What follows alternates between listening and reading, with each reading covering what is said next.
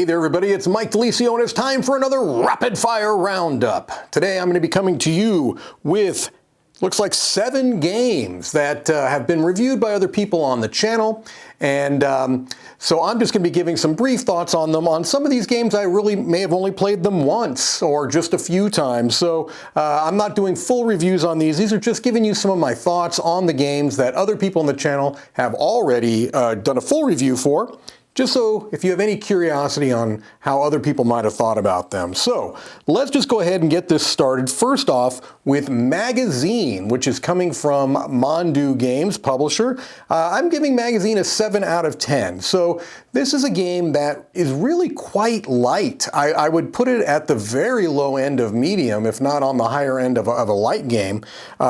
Not too difficult rules-wise. The idea here is that you are running a magazine business and you are trying to gain the most circulation and get the most people buying your magazine. And this is being done through some worker placement. It has one of the elements of the game that I do like is that you've got cards that you can either place a worker on the card to get that card at the end of the round, or at the bottom of the card to get some kind of an instant benefit. And so I like multi-use cards.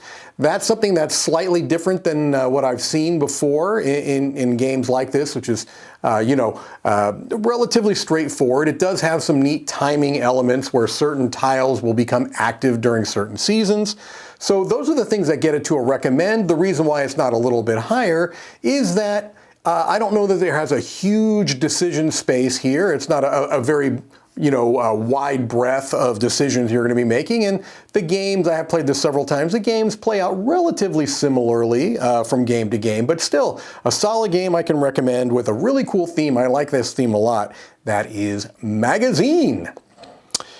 Next up, we've got Yotei, and I'm giving this also a 7. This is a game that has a tremendous amount of charm, and a lot of that comes through, again, the theme and the components of the game, where you've got, this is based in Japan, as you might guess from the title of the game, and some of the components in the game are actually like wooden pieces that are harvested from the forests of Hokkaido, I believe they said. Clearly a lot of love was put into this game. In it, you are kind of auctioning for cards that are in a market. There's a market of several cards that are out there, and you're going to be auctioning with potatoes. Yes, that's right. Potatoes, little wooden potatoes, which are adorable. And sometimes those are open bids where you're just placing the potatoes on the cards. And other times they're hidden bids where you are placing them in this little wooden crate. And so people don't necessarily know what you're bidding there. And you're going to be using those to build tableaus and get points based upon that. As I said, a very charming game with a whole lot of thematic appeal and table presence. But it's another game that I feel like is not going to have a lot of tremendous variation from game to game. Sure, the order the cards come out will change, and maybe the strategies you're going for might change, but that being said, it's still obviously a game I recommend. I think it is very, very charming. Charming is the word. So there you go with Yotei. Let's go next with Sanibel. I'm giving this a 7.5. This is the latest game from designer Elizabeth Hargrave, who's done several very well-known and very good games, and this is another one that's very good, 7.5. In this game, you are playing as beachcombers on the island of Sanibel, which is very close to the Dice Tower Studios. Actually, I played this game on Sanibel Island, and so that was a very, very pleasant experience and certainly didn't detract from my enjoyment of the game. What you are doing is, this is one of those kind of time track type of mechanisms where you can move far ahead to go to a particular area to pick up shells. You're collecting shells, but the people behind you may be able to take several turns because whoever's in last place will be the next one to go. You've seen it in games like Hokkaido, many other games as well. This has a little bit of a kind of a placement kind of element because everyone has their own player board, which is your beach bag, and you're going to be placing the shells in there. But essentially, this is going to be coming down to all the shells are going to score differently, and so you're trying to gather the shells that best fit the strategy that you are going for, maximize your turns, and maybe get several turns in a row. Even if someone's jumping ahead for a particularly useful or juicy one, maybe you can hang back and get more shells and just hope that quantity over quality will work for you. And it might be vice versa. You may be aggressive going over the things that you want and still come out on top, even if you have fewer turns. So very, very lovely looking game. The production is fine. I do wish they'd made a couple of different production choices, but overall, I think it's a very solid game. 7.5 for Sanibel. Coming up next is Rowdy Partners, which I'm rating a 7.5. This is a team-based trick-taking game. Well, you can play it not team-based. I don't know that I have a whole lot of interest in playing it outside of a 2v2 team-based game. Part of that is that I don't think there are enough team-based trick-taking games, so when one comes around, I'm probably going to want to play it that way. And two, it feels like it was designed for that as its specific purpose, although they did come up with clever solutions for other player counts.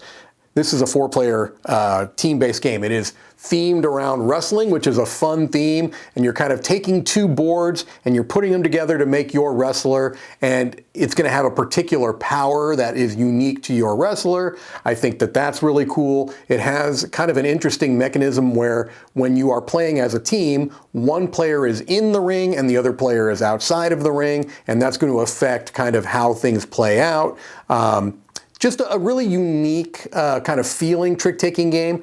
I do feel like maybe there's some fiddly bits to it, maybe some things that aren't as intuitive as you might find in other trick-taking games, but the uniqueness of it and just kind of you're trading off a little bit of fluidity and simplicity to get some kind of wacky, out there, and unique elements. And that's a trade that I'll make in most cases. So 7.5 for Rowdy Partners. Coming up next is Urban Sketchers, which I rate an 8. Now, this one could go up with further plays. I've only played this the one time, just putting that out there. This is a really interesting and heavier than it looks game. It's in a relatively medium-sized box, and the look of it doesn't really belie how many tough decisions are in the game. You are doing a multitude of different things on your turn. You've got competing kind of elements that you're trying to do. This is one of those games where you want to do everything and you just simply can't. And I do tend to like those games where you're trying to be as efficient as possible. Like I said, there's a lot of things going on. There's some set collection going on in the game. There's turn order elements that are very, very interesting. Yeah, this is a game that I want to come back to and play some more. And, it's possible it could go down, but I have a feeling it would go even higher in further play. So 8 for my kind of first impressions on Urban Sketchers. Next up, let's go with Tend. This is an 8 out of 10 for me. This is a very, very, well, I don't want to say very complex, but in the realm of roll or flip and write style games, this one is on the heavier end. And it is a game of mini games, and I love mini games. I've said that many, many times before, where you're going to be getting cards, and those cards are going to be allowing you to take actions.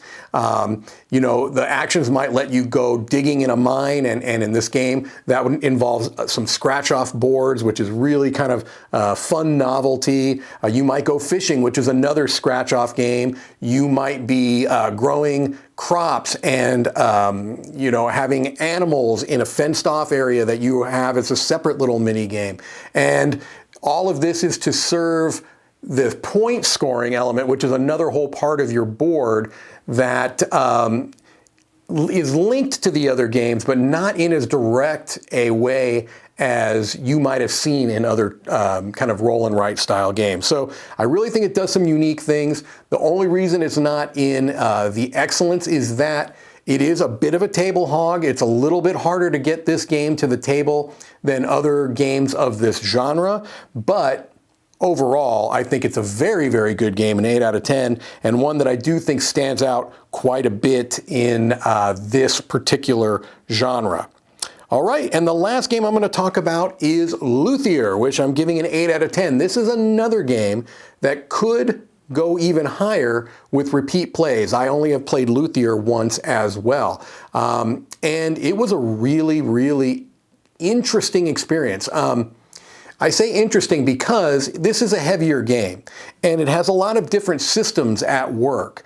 And so I feel like I still have a lot to discover in this game, even though in that first game, do feel like I got a pretty good sense for how these things interlink. I really like the kind of the system of turn order and kind of bidding for turn order. I think that that's really clever and smart and used well in this game. It's a really fantastic theme and the components are off the charts amazing.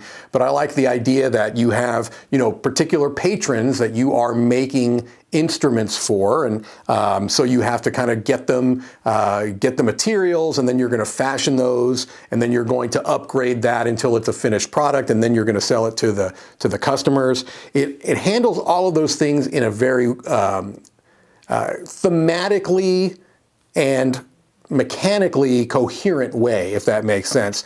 It kind of goes, this is a procedural type of games where you have to do this, then you do this, then you do this, but it makes sense thematically, so it's a little bit less of a mental load when you're learning and playing the game. I feel like after the teach, I had a very strong sense for how the game worked, and I didn't have a lot of struggle to remember, okay, how does this work? How does that work? A couple of times, sure, in a game this heavy that was going to happen, but not as much as in other games of a similar weight. So Luthier, I'm coming in at an 8 for a first impression, but again, this one could go up or down on repeat plays, but I had a very obviously positive first impression of Luthier. All right, well there you go, another rapid fire roundup, and if you are interested in what other members of the Dice Tower felt about these games, you can check them out because they all have full reviews by other members of the Dice Tower. All right, that's going to do it for me. This is Mike DiLisio.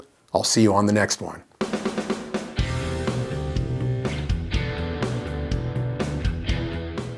Hey everybody, thanks for watching another video from the Dice Tower. Hey, you want to learn more about us, communicate with us? We have a Facebook group, we have a Discord channel, lots of different ways to get involved with the Dice Tower. You can find that in our Linktree link below. So just click that, it will take you and you can communicate with us on Facebook, join our Facebook groups. There's lots of cool things that you can find and become part of the Dice Tower. Thanks so much for watching. I'm Tom Vasel.